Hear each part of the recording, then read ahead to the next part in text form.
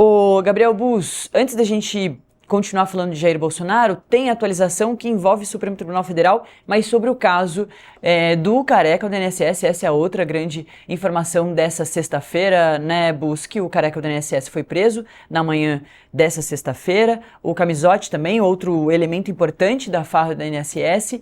E os dois seriam ouvidos na próxima semana pela CPMI do INSS, né? Exatamente, Natália. Até explicar para quem está nos assistindo, que às vezes a gente abaixa a cabeça para olhar o celular, porque a gente está aqui apurando as coisas que vão acontecendo. E aí houve atualização, porque o que a CPMI do INSS alega agora é que está suspensa as oitivas da semana que vem, até que o Supremo Tribunal libere o Careca do INSS para ir depor, uma vez que agora ele está preso sob jurisdição da Polícia Federal. Então, como a gente tinha falado antes que haveria o depoimento normalmente na segunda-feira, ele está suspenso por enquanto até que haja uma decisão do Supremo Tribunal Federal em relação ao depoimento dele. Então a gente vai aguardar os próximos capítulos, pode ser que o Supremo autorize durante o final de semana, na segunda-feira, e aí seja reagendado, mas enquanto isso está suspensa a CPMI do INSS na próxima semana em relação à oitiva do Careca do INSS. Tinha uma expectativa grande, né? Porque essa foi uma semana importante, essa agora para a CPMI do INSS foi a mais importante até aqui, porque foram ouvidos ex-ministros da Previdência Social do governo de Bolsonaro ontem e lá na segunda-feira do governo Lula. Lá na segunda-feira foi o Carlos Lupe, ontem foi o José Carlos Oliveira. Então foi a principal semana da CPMI até agora, só que essa semana disputou a audiência com o julgamento do ex-presidente Jair Bolsonaro. Aí a expectativa era muito grande para a próxima semana, que daí sim seriam ouvidos os grandes elementos dessa história toda, que pelo menos ficaram bastante conhecidos, né? O Careca do INSS e o Camizotti. Só que daí acontece a prisão dos dois hoje de manhã, e aí, como o Gabriel Bus reforçou agora, a CPMI, que num primeiro momento achou, né, acreditou que conseguiria, já que ele foi convocado, né, não foi convidado, os dois foram convocados, então eles teriam que comparecer, mas agora com essa nova situação jurídica, eles não vão conseguir comparecer nesse primeiro momento, e a CPMI suspendeu essas oitivas da próxima semana. Ô Fábio Serapião, vamos continuar falando um pouquinho sobre a história do INSS, para lembrar quem está chegando agora, quem foi, né, o Careca do INSS, quem foi o Camizotti, e também para falar um pouquinho sobre essa nova fase da operação hoje que prendeu os dois.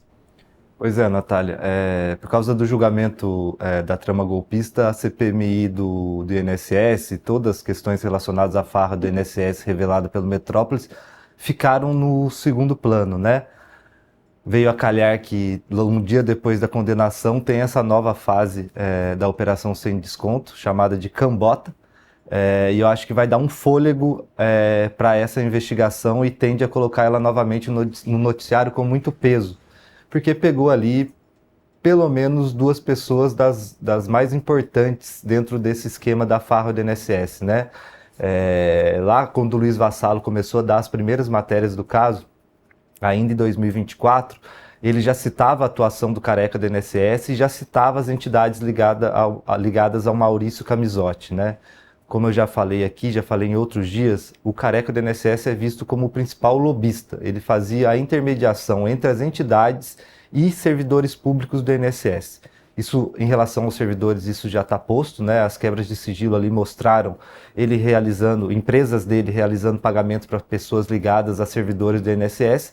E a grande expectativa na Polícia Federal é que ele leve a também agentes políticos envolvidos e que deram suporte para essa farra do INSS.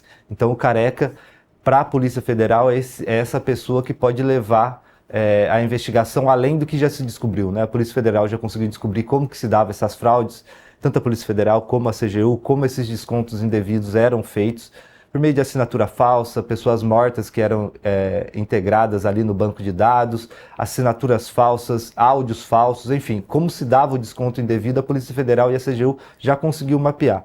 O que agora eles tentam é mostrar quem estava por trás disso, né? Quem que manteve esse esquema por tantos anos. A gente mostrou governo Temer, governo Bolsonaro, governo Lula 3. Então é um esquema que vem de muito tempo. E a gente sabe, né, pela experiência cobrindo esses casos, que para isso se manter por tanto tempo, sendo que tem a participação de servidores públicos, normalmente tem um agente político que dá algum tipo de suporte ali, né, Natália? Então, acho que em relação ao Careca é isso. Em relação ao Maurício Camisotti, ele significa ali para a Polícia Federal aquele foco de investigação em entidades que são vistas como fantasmas, entidades que foram criadas somente para fazer os descontos indevidos.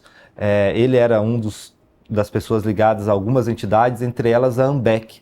A AMBEC teve o seu ACT, né, o seu acordo com o INSS ali entre 2021 e 2022 e teve um salto. Ela estava em nome de Laranjas, em nome de uma faxineira, como mostrou o Luiz Vassalo aqui no Metrópolis, e ela foi aumentando esse número de descontos até chegar a cifras da casa das centenas de milhões.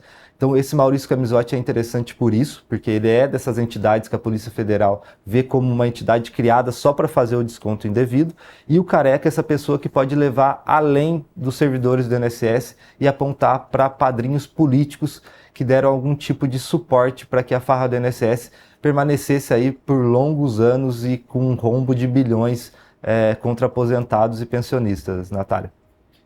Perfeito. Vamos voltar